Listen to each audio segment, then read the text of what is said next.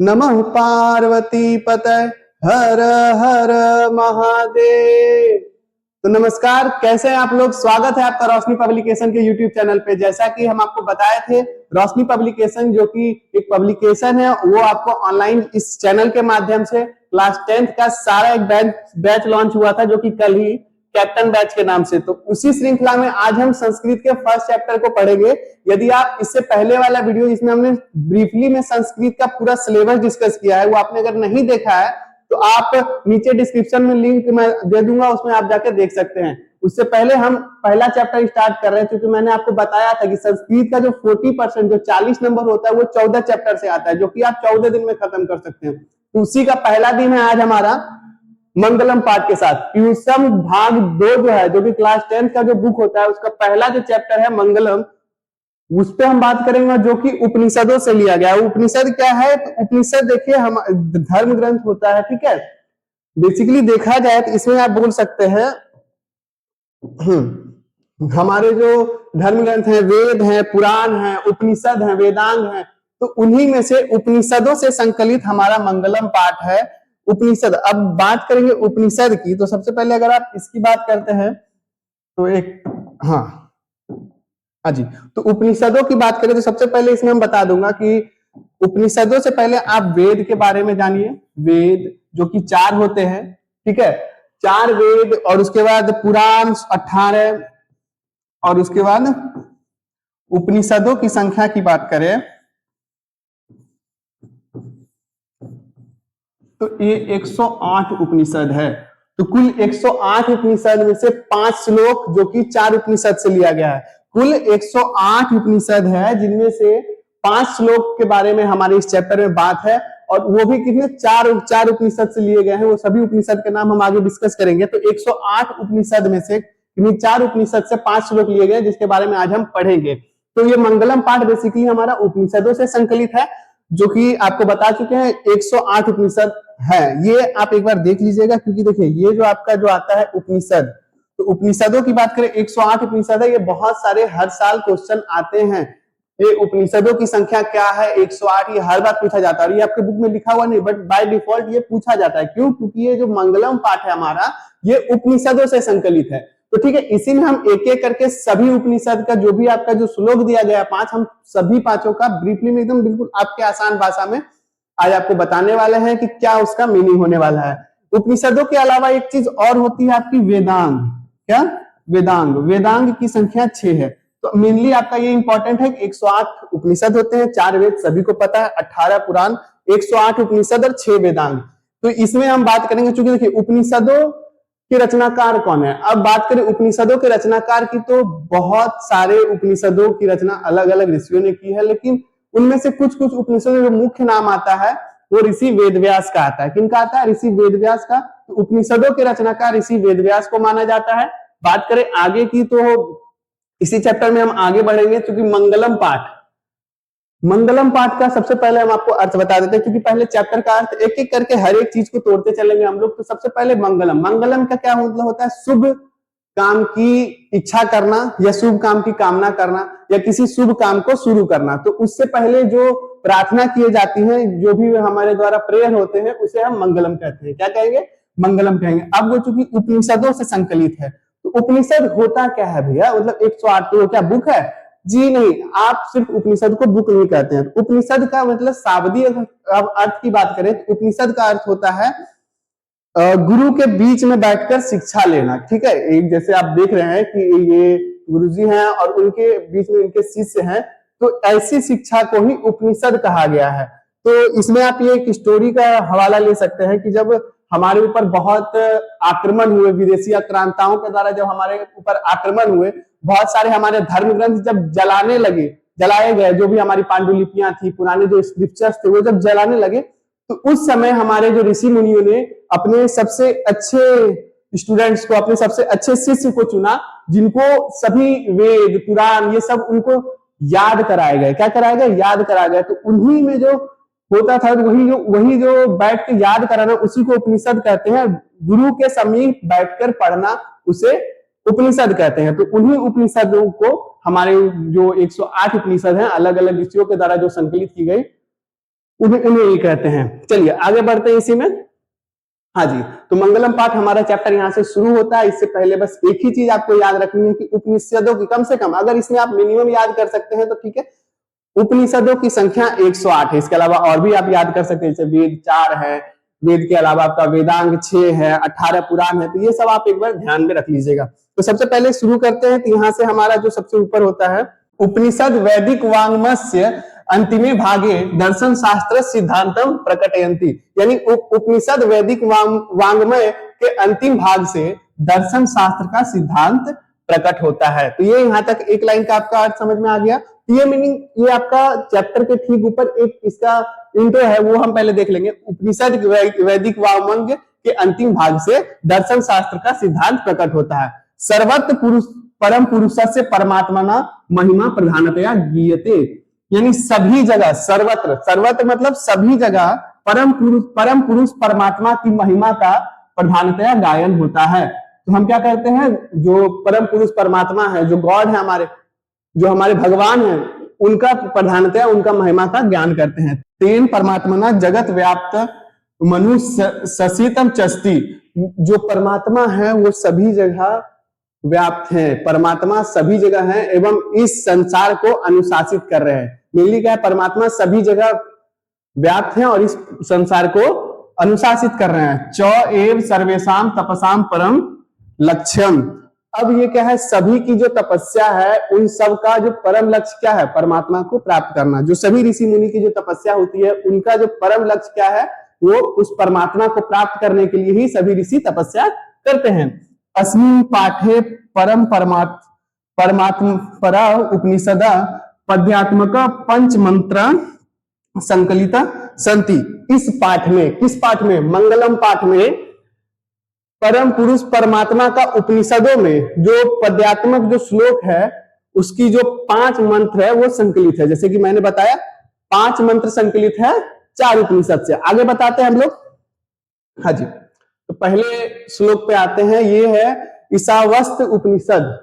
ये आपका ईशावास्य उपनिषद से लिया गया है, जो कि है आपका, ये बहुत इंपॉर्टेंट है दोस्तों। सबसे पहले आप एक चीज नोट डाउन कर लीजिए, मैक्सिमम टाइप जो होता है ये पूरे चैप्टर से अगर किसी क्वेश्चन को उठाना होता है इसी श्लोक से उठाया जाता है। तो मेनली आप इस पे पहले फोकस कर लीजिएगा, ज्यादा चांसेस है कि आपका यही श्लोक आपका डिट्टो एग्जाम में आता है। कभी कभी इसका अर्थ ही बात पता करने आता है, तो आप इसको एक बार पहले ध्यान से देख लीजिएगा, उसके बाद आगे बढ़ते हैं। हिरण्मयेन पात्रेण सतस्य पिहितम मुखम तत्वपूषान पावृणु सत्य धर्माय दृष्टये। तो मतलब अब इसके अर्थ के बारे में पढ़ेंगे। हिरण्मयेन पात्रेण सतस्य पिहितम मुखम तत्वपूषान पावृणु सत्य धर्माय दृष्टये, मतलब हिरण्मयेन पात्र यानी सोने के पात्र से, ठीक है, या फिर आप उसको भौतिकता बोल सकते हैं, वो नहीं बोल, हाँ, तो सोने के पात्र से सत्य का मुंह ढका हुआ है।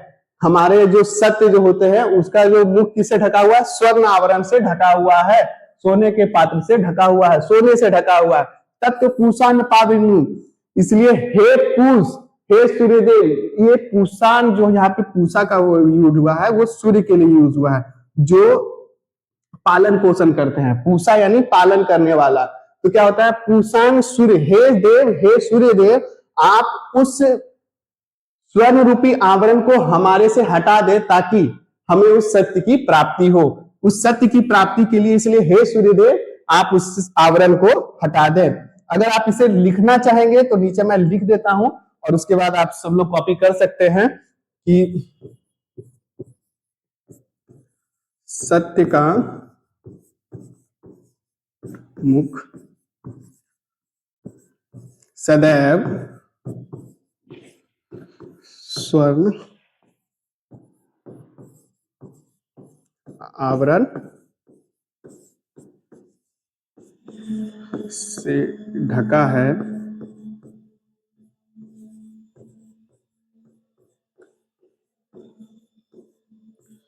इसलिए हे देव उस परम सत्य की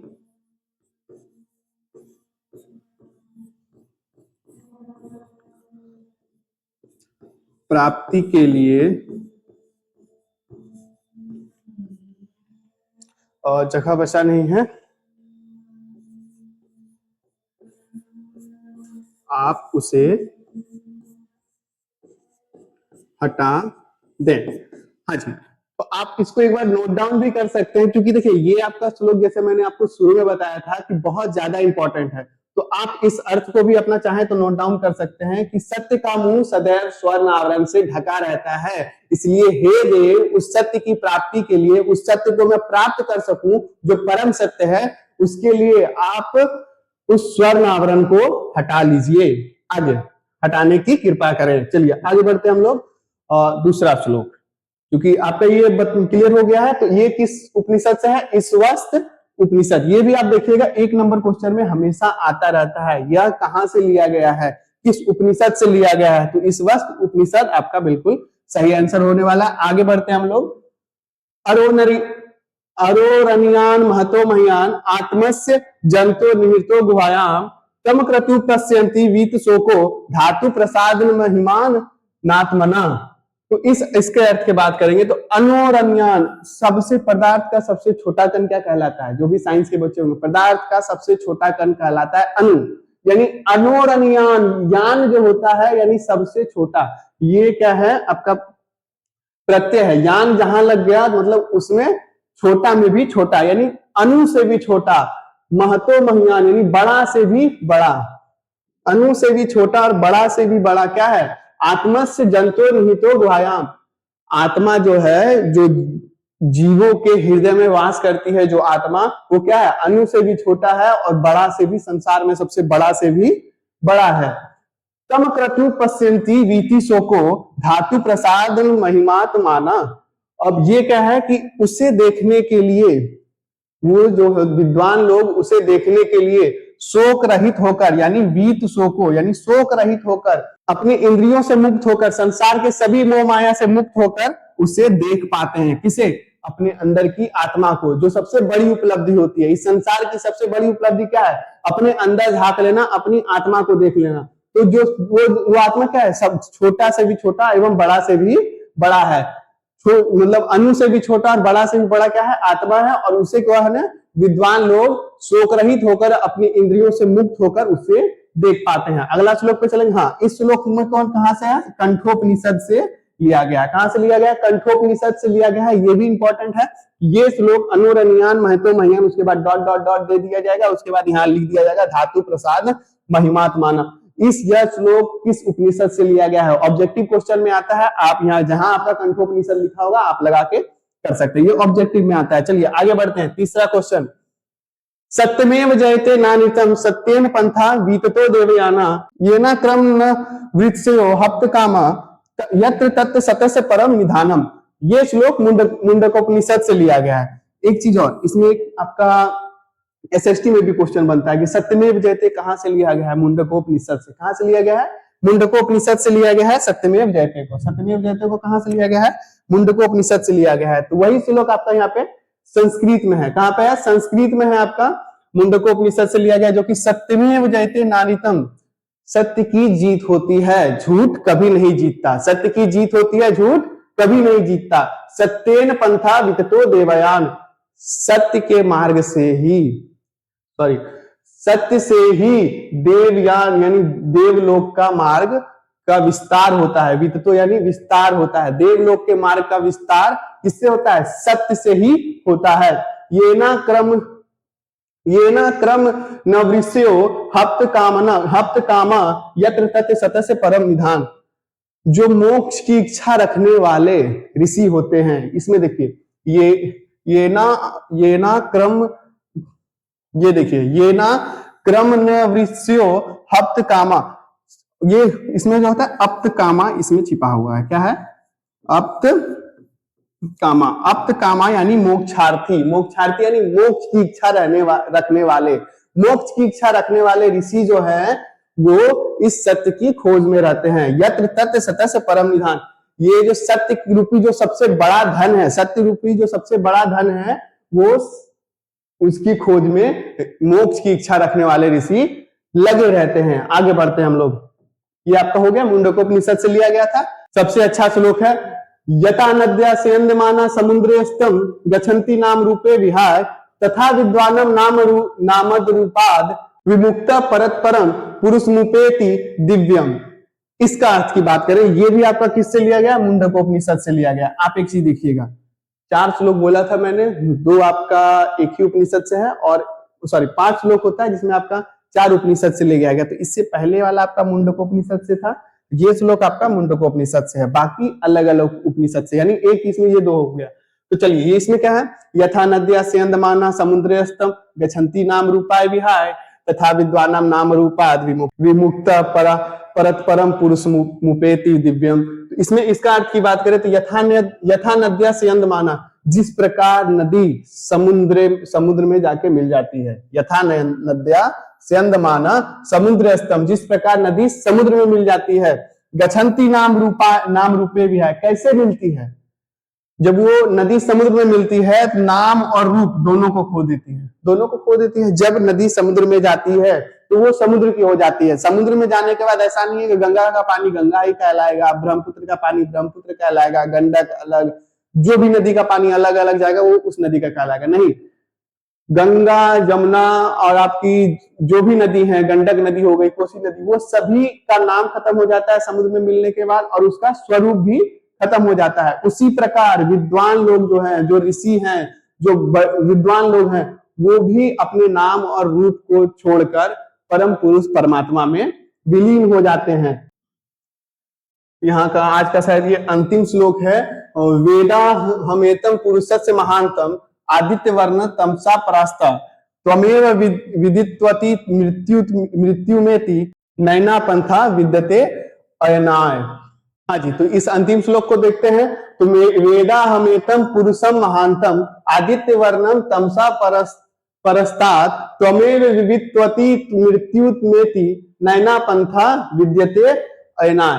तो इस श्लोक की बात करते हैं। तो वेदा हमेतम पुरुषस्य महांतम, यानी इसमें मैं उस पुरुष को जानता हूं जो इस संसार में सबसे बड़ा है, जो संसार में सबसे बड़ा है। वे इसमें देखिए, इसमें 3 की संधि होती है। एक आपका वेद जोड़ अहम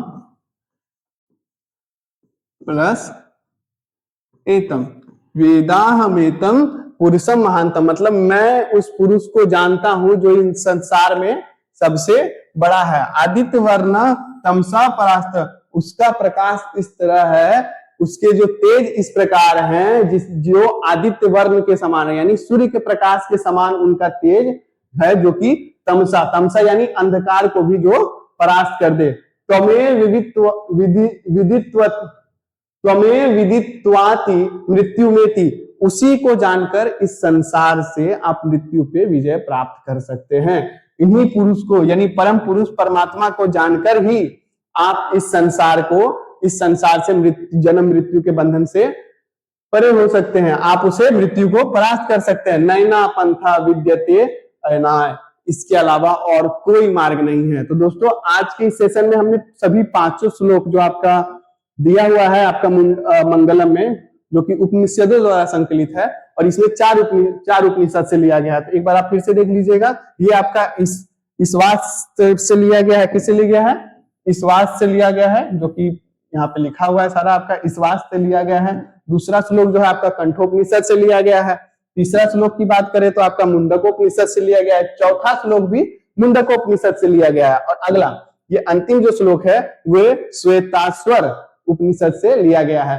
तो ये सभी आपका 500 श्लोक आज हमने कंप्लीट करवाया है मंगलम पाठ के आधार पर। इसमें आपका, चूंकि मैंने कल भी बताया था जब मैं आपको सिलेबस डिस्कस कर रहा था, इसमें आपको हिंदी मीनिंग ज्यादा इंपॉर्टेंट रहता है। संस्कृत में आपको जो क्वेश्चंस होते हैं वो हिंदी में ही पूछा जाते हैं। तो आप कोशिश कीजिएगा कि आप जो भी आपके चैप्टर्स हैं उसे आप हिंदी में अच्छे से समझ पाए। एक बार में ना समझ पाए आप दोबारा कर सकते हैं। इसके अलावा मैं लाइव सेशन ही जल्द ही लाने का कोशिश करेंगे ताकि आप बच्चे लोग डायरेक्ट हमसे इंटरेक्ट कर सके। ठीक है, तो मिलते हैं आज के सेशन में इतना ही। इससे पहले जाने से पहले पिछले क्लास में भी मैंने बताया था कि रोशनी पब्लिकेशन के द्वारा हर सब्जेक्ट के लिए, जैसे साइंस आपका, हिंदी, इंग्लिश और संस्कृत, ये तीनों के लिए स्पेशली जो आपका ट्रांसलेटेड होता है, जो कि अगर आपका इंग्लिश बुक होता है रोशनी पब्लिकेशन का, अगर आप इंग्लिश लेते हैं क्लास 10th का, तो उसमें आपका इंग्लिश के साथ उसका हिंदी में ट्रांसलेशन, इसके अलावा उसके क्वेश्चन आंसर सभी बुक में आपको अगर वो इंग्लिश और संस्कृत रहा तो उसमें आपको उसका हिंदी भी मिल जाएगा बिल्कुल सही और स्पष्ट शब्दों में। इसके अलावा उसमें क्वेश्चन आंसर भी मिल जाएंगे। हिंदी में आपको लेखक परिचय बिल्कुल एनसीईआरटी बेस्ड, जो आपको एनसीईआरटी में मिलेगा वो इसमें भी मिलेगा, लेकिन इसमें कुछ एक्स्ट्रा मिलता है, आपको उसका मीनिंग मिल जाएगा, उसका आदर्श क्वेश्चन आंसर जिससे आप लिखेंगे आंसर राइटिंग में, अगर आप उस तरह लिख के आते हैं तो आपका मार्क्स बहुत ज्यादा आता है, बहुत अच्छा मार्क्स करके आते हैं आप। तो आज के लिए इतना ही, और मेरी शुभकामनाएं आपके साथ है, इसी तरह पढ़ते रहें। और अगर कोई डाउट हो आप नीचे कमेंट बॉक्स में हमारे साथ कमेंट में शेयर कर सकते हैं। इस चैनल पे नए हैं तो इस चैनल को सब्सक्राइब कर लीजिएगा, और आप पुराने हैं तो इस वीडियो को लाइक करके शेयर कर लीजिएगा अपने दोस्तों के साथ। मिलते हैं अगले वीडियो में, तब तक के लिए जय हिंद, जय भारत।